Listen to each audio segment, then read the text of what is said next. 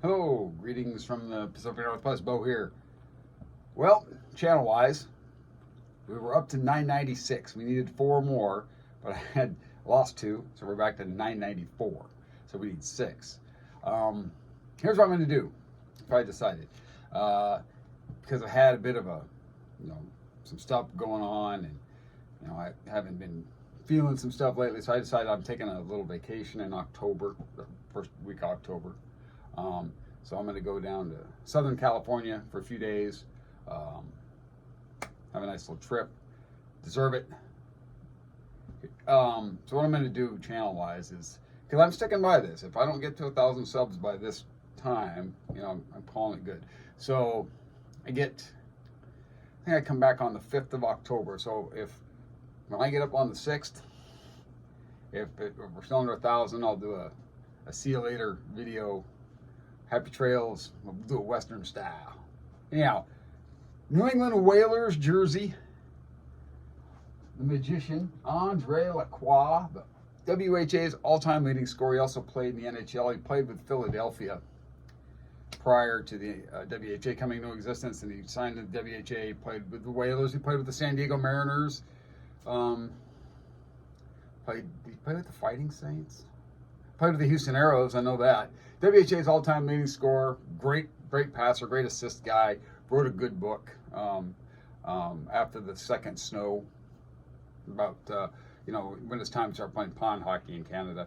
Got the Whalers hat going too. But these jerseys are cool. They're fairly inexpensive.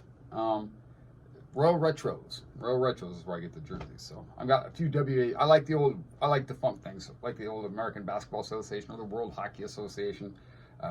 Hockey's back. Kraken, big win yesterday. Preseason, and Vancouver only played a lot of their guys, juniors, but who cares? Yanni Newman looked good, had a couple of goals. The Berkeley Catton played. He didn't. Anyhow.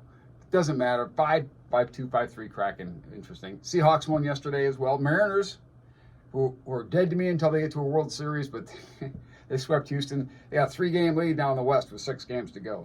But winning the division doesn't count. I don't care. If you don't get to a World Series, you're still dead to me, Seattle Mariners. That's how it goes. Anyhow, vinyl finds. 241 in. I haven't shown a record yet, but here we go. I finally got those records, those 4. So we're going to start with this one. I got a story to go with this too. This is on yeah, it is on Smash. I was about to say Smash, and I thought I was wrong. Smash Records. This is the Tea Company. Come and have some tea with the Tea Company. This is one that I've reacquired, and it's got a big X marks the spot on it because it's a real treasure, right? So they're telling me where to find it. Anyhow, 2 things. When I purchased this, I played this several times. And I'm like, there was a song that I couldn't remember the title of. All I knew is it talked about lighting a cigarette and crushing it out and blowing it out and all this stuff. And I spent like 2 hours this afternoon doing a Google search trying to figure this thing out. It just shows you where my brain is gone. It's not quite where it used to be when it comes to remembering this stuff. Ron from Hogs Air Report is always saying stuff to me, asking me stuff, and I'm like, oh, I don't remember that, Ron. And he's like, man, how do you not know that stuff? Because I've forgotten a lot of it. I'm sorry. Just how it goes. The song is called May I Light Your Cigarette. It's by the Beacon Street Union. But my favorite song on this one is Love Could Make the World Go Round. Got a lot of talking on it, some echo, some cool psychedelic guitar. Tea Company. This is pretty, it was kind of considered a throwaway at the time, but it's pretty, it's got some avant-garde, some pretty experimental stuff. Tea Company. Got that one back. Here's another one that I reacquired.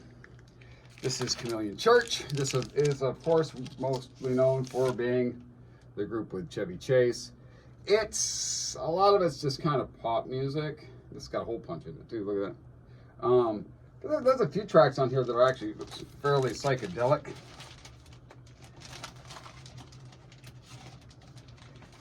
It's funny. It's 80 degrees today. I'm wearing a wool hat. So, first day of fall, right? Chameleon Church. Wanted to get this one back. Regretted getting rid of it. Back in the collection. Now this is an interesting record because this is actually a UK pressing, and this is a comp from like 77 or 78. It's 2 things. It's a big star and it's #1 record. I had a copy of this at one time, and Got it at Rainy Day for cheaper than what I got this for. About the same condition. This is a really clean copy. It's on Stax, which is the label that they were on. They were on the subsidiary of Stax, of course, at the time. But Stax reissued this after, Stax went under, then they came back, and mostly Alex Chilton from the Box Tops. And I have my glasses on, so I'm not going to try to delve in too much further. But anyhow, so I had a copy of this. Gave it to that person. She knows who she is, so got it back now. So this is one that I reacquired, but I only had it for maybe like a day, because I think that person had gone to the record store with me. Pretty sure, yeah. Rainy Day Records. Got it at Rainy Day Records, and got it back. Dig this. I recently had seen the doc. I had not seen the documentary before. I just recently saw the Big Star documentary, so I got kind of reinterested in this and found a decent copy and picked it up. Last one. And this is another record that I, believe it or not, have reacquired. I've had 3 copies of this. I had like a 1980 French pressing, I think, that I gave to that same person that got the Radio City one. Then I had a super clean original. I got really lucky. Very recently, about 2 months ago, I had a bunch of trade credits. So they gave me, I took that in, I gave them just a few bucks extra, but a super clean copy of this. But I did it entirely. This one wasn't like I got it and then I gave it away. I mean, the entire purpose of picking up the record was I gave it to a present to somebody. So it was a present for them. So technically I didn't have that copy. But I was really frustrated too. All these are, one's eBay, this is eBay, the other 3 were Discogs purchases. So I had 2 deals on Discogs for this same record. And both deals fell through. I think they were probably through record stores that didn't realize they'd sold their copies. So this is an original. So I bought a copy off of eBay, and I didn't have my glasses with me, but I liked the price on it, and they had like 13 people watching it. So I'm like, okay, this is probably a pretty decent copy. And then when I got glasses, after I got home, after I ordered the record, I was like, ooh.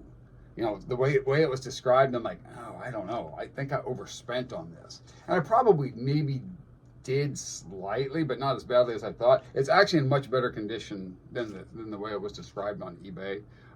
It does have like some feelable marks on there, but it plays through. It's got a few snap, crackle, and pop, but they're not very loud. They're in the background. It's very, very few. It's actually a fairly quiet playing copy of this. Most of these are just beat to crap. It was described as having a slight warp in it too, which kind of scared me.